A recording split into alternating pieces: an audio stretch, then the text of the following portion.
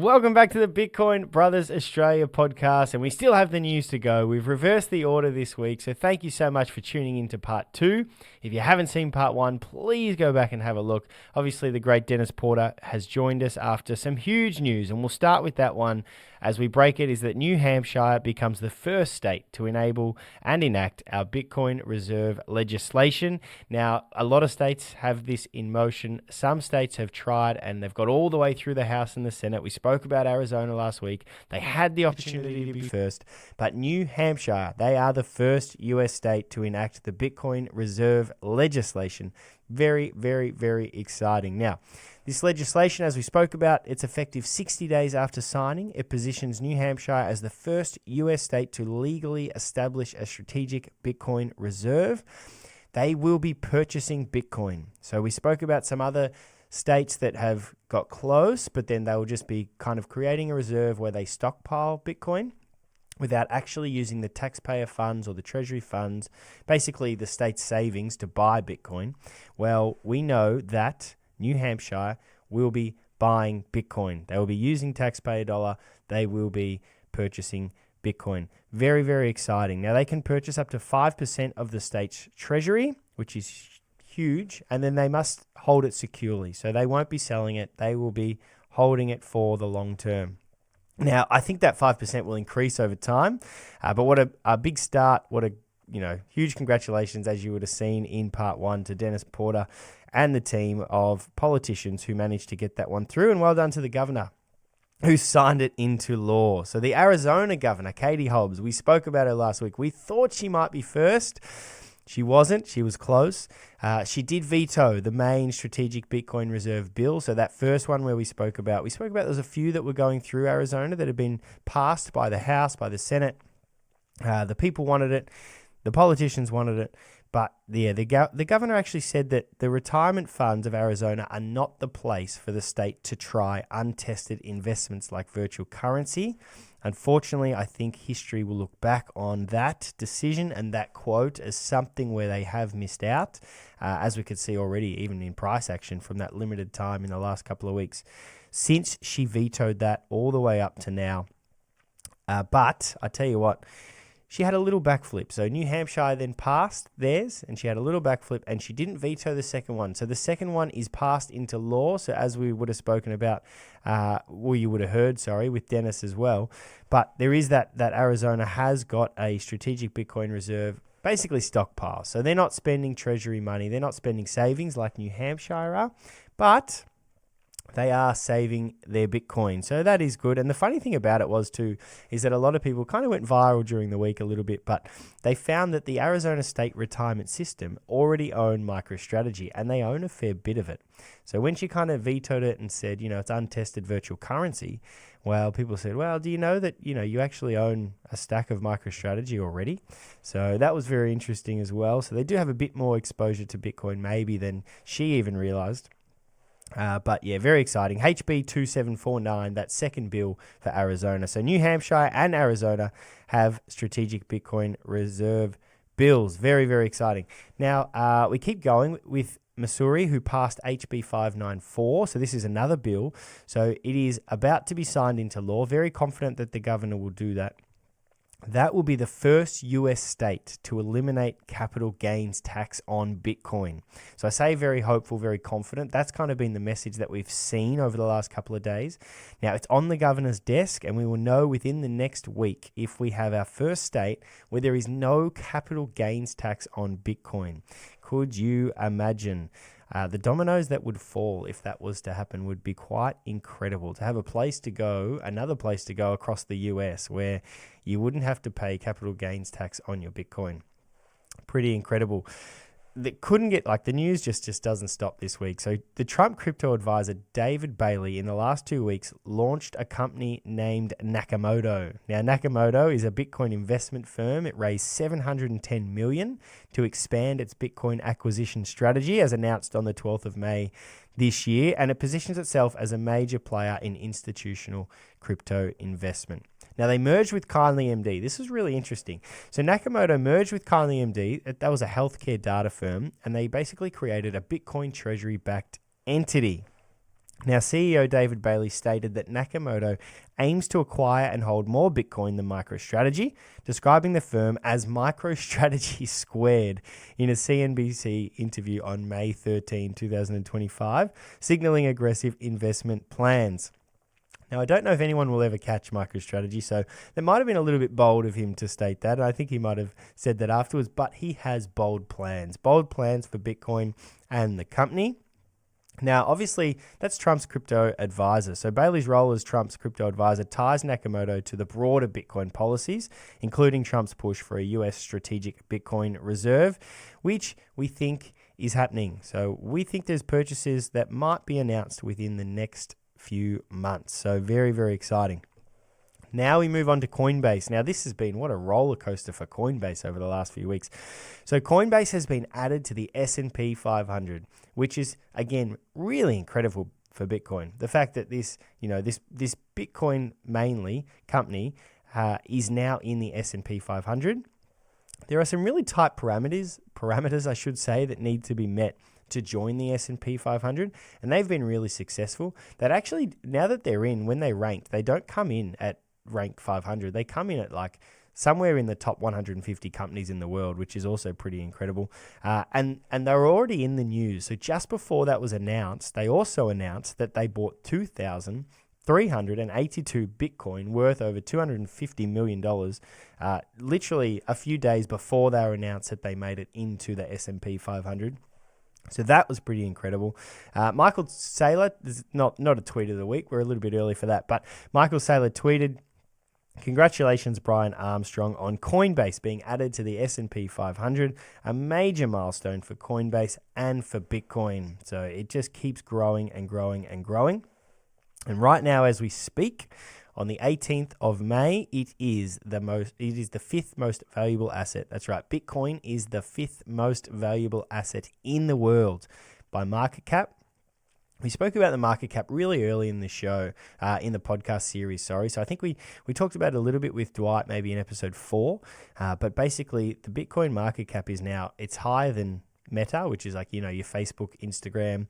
It's higher than Silver. It's higher than Google. It's higher than Amazon. It sits at 5. Now, I think, and I'd be really confident in this, but I think it's going to be probably number 2 by the end of this year. So that means it's going to also overtake Nvidia, Apple, and Microsoft. So I think there's 3 big famous companies. I think it'll go straight past, and I think it will be sitting at 2 by the end of 2025. So you can bookmark that for a prediction. Speaking of Meta and Facebook and Instagram, well, Forbes have reported that Mark Zuckerberg is exploring Bitcoin integration for Meta's 3B users. Now, really interesting, because obviously Bitcoin's just gone past Meta. Interesting that Zuckerberg would look at that and say, and he's probably looked at it for a while and thought, hey, I probably need to back some of our stuff with Bitcoin. And most people are starting to adopt that idea that it's probably riskier for you to have no Bitcoin rather than to buy it. A lot of people say, there's a bit of a myth that Bitcoin is risky. Well, a lot of big companies now and big CEOs are saying that it is riskier not to have Bitcoin than to have it because of the way it is going. So that's pretty incredible. I want to move across to Ireland now. We got some Irish news. This was really, really cool. So Conor McGregor, who most people would know, and if you don't, you can look him up, but very, very famous Conor McGregor, UFC fighter. Well, he backs an Irish Bitcoin reserve, and he backs it loudly and proudly. So he says it puts power in people's hands. So he tweeted, he said, this was his tweet. He said, "Crypto in its origin was founded to give power back to the people. An Irish Bitcoin strategic reserve will give power to the people's money." He will be co-hosting a Twitter space to talk about what he wants to see changed. And he said, "Victory to Ireland." So he's really passionate about creating a strategic Bitcoin reserve, about lobbying the people in Ireland to get one. He then followed up that by messaging David Bailey, who we just spoke about earlier in the news, as well as receiving an exclusive invite by Max Kaiser to come and meet the president of El Salvador and see how they did it and turned their country around on the Bitcoin standard. So that's what Conor wants for Ireland. So I thought that was really, really interesting news. as we just see more and more people looking to understand Bitcoin and implement it and use it for the benefit of their countries and cities and companies and all these things. So we move on to companies now. There's been a lot of companies that have shown their hand with having to report to the SEC in their 13F filing. So this has been kind of cool to look at because companies can't hide it after a certain time. They can hide it for a little bit, but they can't hide it forever. So we've got Vanguard, $10 trillion Vanguard, just reported holding $7 billion of Bitcoin exposure. So that was kind of cool. Rumble. So Rumble, for those who don't know, it's kind of like I'll say the competitor almost to YouTube. Now, obviously, YouTube is dominating, but Rumble's becoming more and more popular, worth about $2.6 billion, and they just revealed in their filings that they hold about 210 Bitcoin, so $20 million worth to start, not bad. India company Jet King CEO has made plans to acquire 18,000 Bitcoin. So they are on the Bitcoin standard now, which is pretty awesome. And then Latin America's largest e-commerce company, so I'll say this wrong, but Mercadolaba, or however you say it, they just bought 400 more Bitcoin. So that's another big company in Latin America. Bhutan just became the world's first nation to accept Bitcoin and crypto payments for tourism. Pretty incredible. And then we move back. You've got the Ohio governor. Now, this guy was very prominent during the election. His name is Vivek Ramsey. Now, Vivek, $2 billion Strive capital he's created to go public as a Bitcoin treasury company. So he's a really big chance to be the Ohio governor. And he is someone who has done a lot of really good things, really intellectual, smart man. If you listen to him speak, he is all in on Bitcoin. I think he might be at the Bitcoin conference as well. So yeah, they're going to buy 1 billion start. So this is pretty huge. So that's our companies. So we got countries, we got cities, we got companies. But then you move across, we've had some universities over the last 2 weeks. So since our last news segment, we had this huge university in Spain. I'm not even going to try and pronounce that one. But they launched their first master's degree. So first Bitcoin master's degree. So, I mean, yeah, you could go to uni, go to one of the biggest universities in Spain, and you could get a master's degree in Bitcoin. So that's pretty incredible.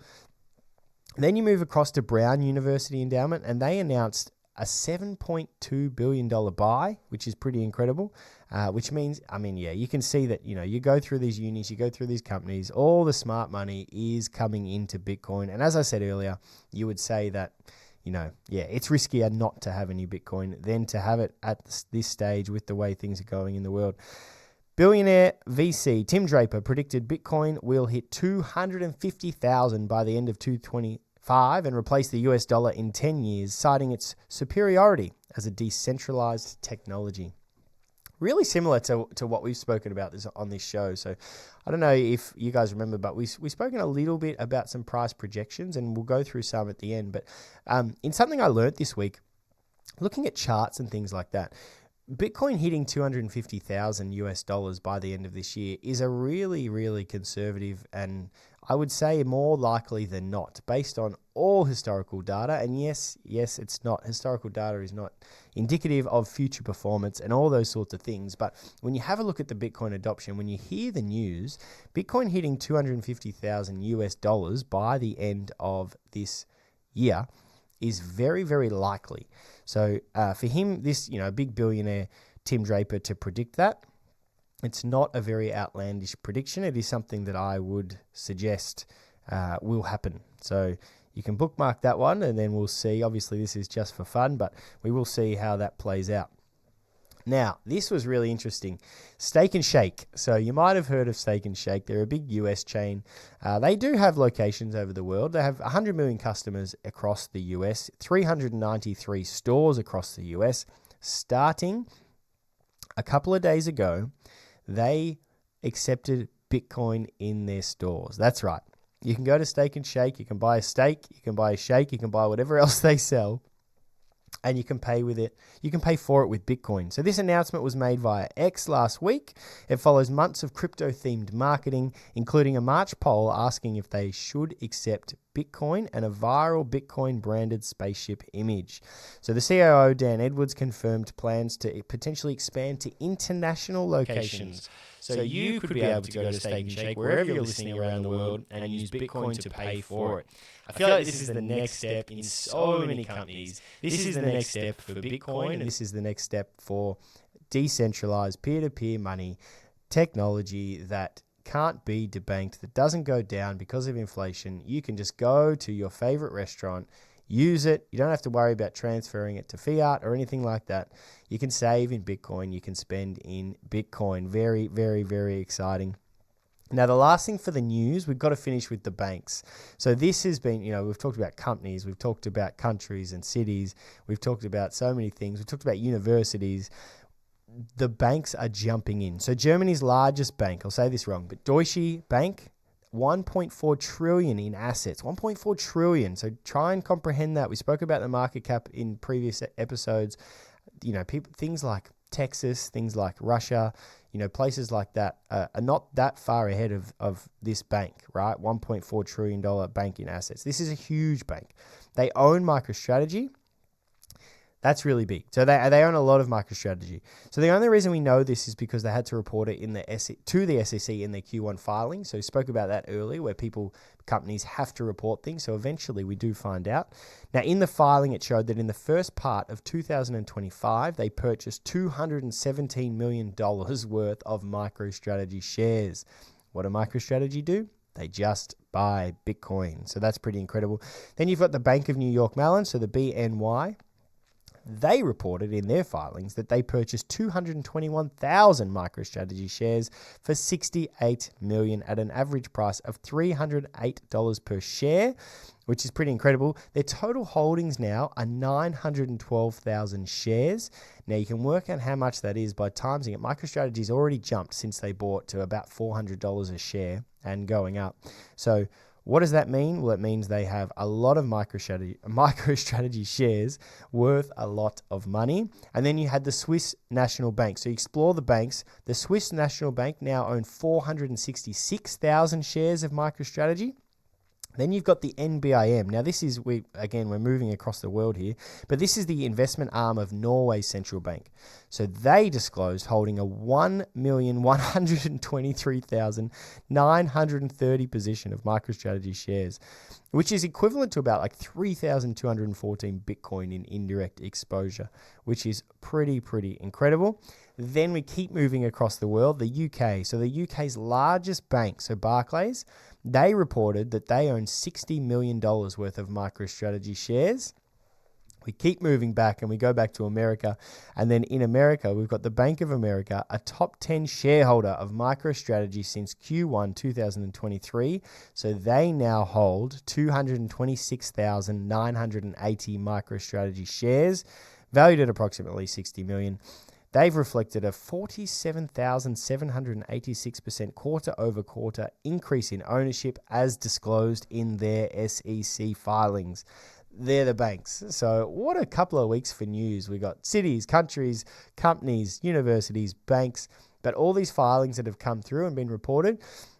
We've got restaurants. We've got all these people like growing and accepting Bitcoin. So it's just some incredible news over the last few weeks. Now, I wanted to continue with our segments. I know we had Dennis on the show today, which was pretty cool. But something I learned this week, I've been studying compound annual growth rate. So this is like your CAGR. So this is something that I haven't really understood before and just starting to get my head around now in terms of assets and their compound annual growth rate, their CAGR, or however you want to say it, their CAGR. But Bitcoin is the best by a mile over the last 10-year period. So this was really interesting because if you're investing in an asset, you want to know, one of the things that the big financial institutions, what do they look for? It is their compound annual growth rate. So I wanted to understand this a bit more. So Bitcoin over the last 10 years has an 81.7% compound annual growth rate, which is pretty incredible. Nvidia has 37%, so less than half of Bitcoins. That's the next best. This huge technology company, which no one will be able to probably replicate. And I don't think they will be able to replicate from here, but they're not even half of Bitcoin's compound annual growth rate. Then you got Tesla, who's coming in third in the last 10 years. So Tesla's sitting at about 18.3%. Then you've got AMD, who are an advanced micro devices company, at 16%.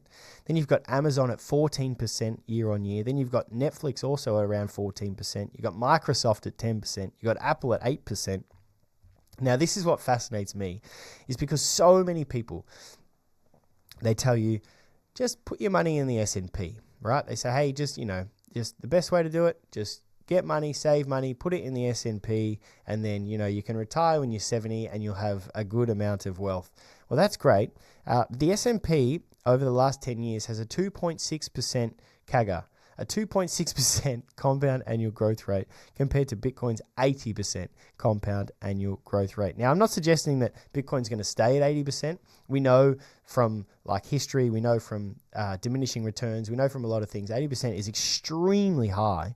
But if you have a look at people like Michael Saylor, they'll say things and some other really prominent, smart people, they'll say things, where they would expect Bitcoin's compound annual growth rate over the next 20 years, on average, say, to be something like 30%, 30 to 50%. Some people say a little bit higher, but yeah, conservatively, you'd say it's roughly 30 to 50%. If you have a look at the S&P, they're just running at 2.6%. So I know what I would rather have my money in. That's for sure. The second thing I've been learning this week is I've been learning to start trying to look at some charts just for fun. Now, this is obviously speculation and not financial advice, but basically the things that I was trying to look at is years after halving. So I spoke earlier, this is the year after halving, which historically is a really big year for Bitcoin. So that's the start of it. It has Bitcoin being, the charts that I've seen, it has Bitcoin being about 145,000 US in July this year, which is fun because it's only a couple of months away, so it's very, very close, which is about 220,000 Australian dollars in July. And then it would look at, there might be a bit of a correction, a bit of a dip, and then potentially being as high as, or like I said before, but even higher than 250,000 US dollars by the end of 2025, which would then put Bitcoin, close between 350,000 and 400,000 Australian dollars by the end of 2025. So that's kind of the charts based on history, based on data, based on years after halving. These have been the bullish years, if you like. I know Mike loves me using that word. Heard that word a few times during the week on SEN as well. So it's getting around the word bullish, but very bullish for Bitcoin. And you can go back and look at this, bookmark it. We can go through this journey together, but really interesting to see how the charts and history, how it then compares to what happens this year. So that's what I've learnt this week. We had a couple of tweets of the week that I wanted to share with you guys. So Twitter founder Jack Dorsey, this was really interesting. The Twitter founder Jack Dorsey, he said small businesses can be their own bank using Bitcoin. That's right. So Jack Dorsey's endorsement of Bitcoin for small businesses, it really highlights the potential for financial empowerment. This is from a tech icon, which shows you how Bitcoin's practical applications are becoming clear to so many more prominent people. People who would have not spoken out about Bitcoin before, people who would have probably been opposed to Bitcoin in the past. Jack Dorsey, the guy who's founded Twitter, he says that small businesses can be their own bank using Bitcoin. So really interesting. And then another tweet of the week, I really liked this one, so I've got a couple more to finish, but Dan Held, so he said, why hold Bitcoin? This was his tweet. He said, why hold Bitcoin? He said, because fiat is a melting ice cube and Bitcoin is digital gold. Choose wisely. I like this tweet because it comes back to what I learned when I was first studying Bitcoin and the problem with fiat that I didn't know he had. So that was I thought that was a cool tweet. And the last one is Crypto Whale. So Crypto Whale have said, and now this is really recent, so by the next show we should have the answer to this. But Crypto Whale have said there is a major tech company that are going to announce a Bitcoin treasury allocation next week. That's right, that's their tweet. They've said there's a major tech company that's going to announce a Bitcoin treasury allocation next week. Who is that tech company? I don't know. I don't know if crypto whales just engagement farming or not, but in the past, they've been really good and really accurate. So hopefully by the next show, we will have another tech company to announce to you guys that are on a Bitcoin treasury. So really, really exciting. Guys, thank you so much for tuning into the news. Thank you so much. If you haven't listened to part 1 with Dennis Porter, please go back and listen to that. Really fascinating chat with him. Done a lot of great work in the Bitcoin space, and to give his time and to come on and explain to us, to all the plebs and the newbies, and now hopefully a few seasoned people as well that are tuning into the show. It was a really, really interesting chat. So please have a look at part 1 if you haven't done that. Thank you so much for listening. Thank you so much for watching. Thank you so much for your support in the Bitcoin Brothers Australia. We will see you next time.